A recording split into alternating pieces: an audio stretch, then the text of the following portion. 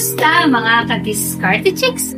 Welcome back sa ating channel na kung saan ang usapin tungkol sa diskarte sa pag-ibig. Ngayon, pag-uusapan natin ang siyam na dahilan bakit hindi mo dapat habulin ang babae. Tara, simulan na natin.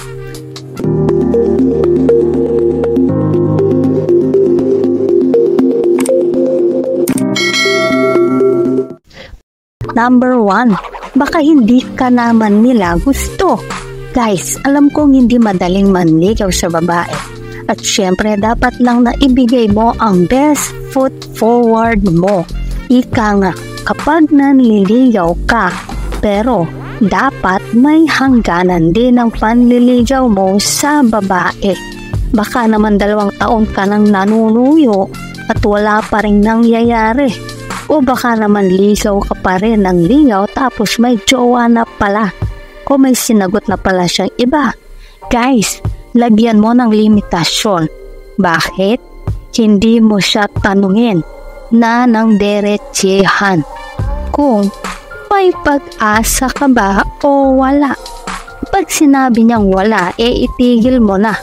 Huwag ipilit ang hindi naman para sa'yo. Period. Number 2, bigyan mo ng kahihiyan ng sarili mo. Guys, kapag habol ng habol sa isang babae, para na rin dinidegrade mo ang sarili mo. Huwag ganon. Bigyan mo ng tamang respeto at dignidad ang sarili mo.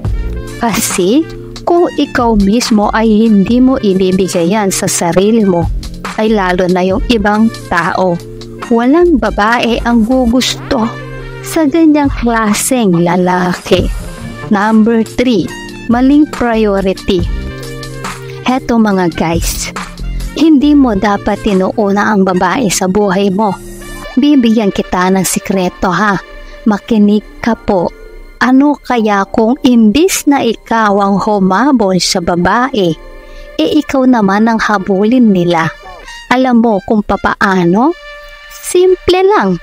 Unahin mo muna ang mga pangarap mo sa buhay mo. Unahin mong makamit ang successful na pamumuhay. At kapag successful ka na, maniwala ka, kahit hindi ka na maghanap ng babae, kasi sila na mismo ang maghahanap sa'yo. Kasi kaming mga babae, mas iibigin namin ang lalaking successful kesa sa lalaking alam naming wala kaming kinabukasan. So wag nyo kaming unahan. Number 4, mukhang desperado ka. Guys, kapag habol ka ng habol sa babae ay magmumukhang desperado ka. Heto guys, isang technique, makinig kayo ha. Example, nanliligaw ka sa isang magandang babae at marami kayong nanliligaw sa kanya na halos lahat ay hinahabol siya at nagmumukhang desperado kayong lahat. Pero ikaw, bigla kang umatras ng kaunti at hindi ka na nagmumukhang desperado katulad ng iba. Alam mo, mapapaisip ang babae kasi kakaiba ka. Mag-iisip siya bakit hindi kamukha ng ibang manliligaw niya na desperado. Malamang mas lalo siyang magiging curious sa'yo at magkakaroon ng attraction sa'yo. So, huwag kang magmukhang desperado. Number 5, magmumukha kang aso. Guys, ano ba ang ginagawa ng taong may humahabol sa kanya? Siyempre, tatakbo siya palayo. Kapag hinahabol kayo ng aso, siyempre ang tendency nyo ay tumakbo din palayo. Alangan namang salubungin nyo ang aso. Mga ka-Diskarte Chicks, maniwala kayo sa akin. Hindi magandang tingnan ng impression para sa inyo kapag habol kayo ng habol sa aming mga babae. Magmumukha kayong aso. Number 6, waste of time o energy. Heto pa mga guys, kapag habol ka ng habol at ayaw mo talagang tantanan ng babaeng talaga namang ayaw sa'yo, ay mauubos at magsasayang ka lang ng oras, energy at pera mo. Kung inaakala mo at umaasa ka na baka sa kakahabol mo ay makukuha mo rin ng babae, ay baka ma-disappoint ka lamang. Katulad ng sinabi ko nga, dapat may time limit ka sa panliligaw mo. Hindi pwedeng ibubuhos mo na lang lahat ng oras at resources mo sa kanya. At sa dulo ay wala namang kahihinatnan na mga gandang para sa iyo. Be realistic din tayo. Pag hindi uubra, hindi talaga uubra. Number 7, mapapagod ka lang. Kapag nabuo na sa isip mo na kahit anong mangyari ay itutuloy mo ang panliligaw mo sa babaeng hindi ka naman talaga gusto, ay darating ang panahon na talagang mag-give up ka na rin. Huwag sana dumating ang time na iyon na magsisisi ka kasi sa dami ng oras at resources na ginugol mo sa kanya, tapos busted ka pa rin. Number 8, ayaw namin ng ganyan.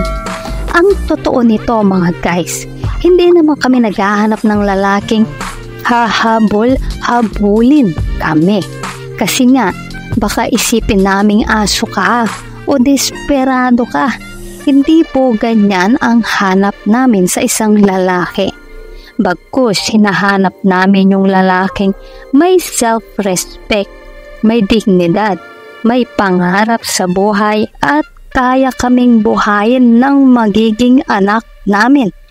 Kapag nakita namin yan sa isang lalaki ay marahil siya ang pipiliin namin kesa sa lalaking habol ng habol. Pero bago tayo magpatuloy, kung hindi ka pa nakakapag-subscribe, baka naman i-hit mo ng subscribe button. Now na! Now na! Number 9, daming isda sa dagat. Guys, i-open nyo po ang mundo nyo. Buksan ang inyong mga paningin. Huwag na huwag nyong sayangin ang sarili nyo sa babaeng alam nyo naman ay hindi talaga kayo gusto o iibigin.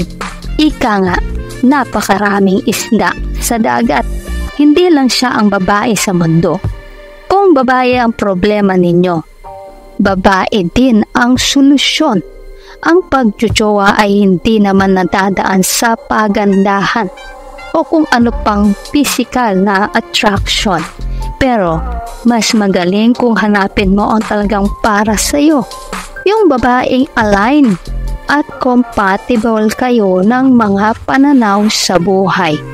At malamang sa kanya ka talaga liligaya. So yan ang siyam na dahilan mga ka-diskarte chicks kung bakit hindi nyo dapat hinahabol ang mga babae. Sana ay may natutunan po kayo. Good luck and God bless. Kung nagustuhan mo ang video na ito, huwag kalimutang mag-like, share, and subscribe para sa iba pang useful content. Maraming salamat sa panonood. Hanggang sa susunod na video, ingat kayo palagi.